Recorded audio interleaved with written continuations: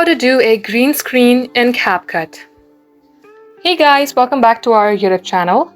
In today's video, you will learn how you can do easily a green screen in your CapCut. Open up your CapCut application first, and then let's go ahead and add a new project. Tap on to add.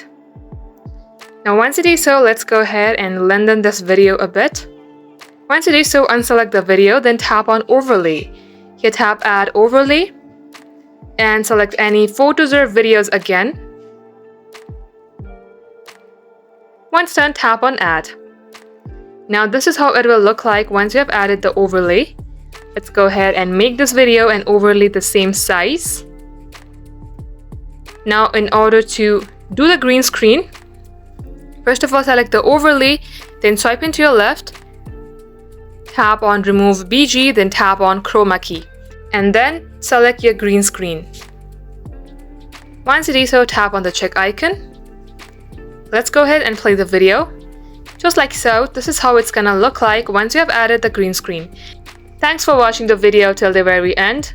If it had helped you in any ways, then do like and subscribe.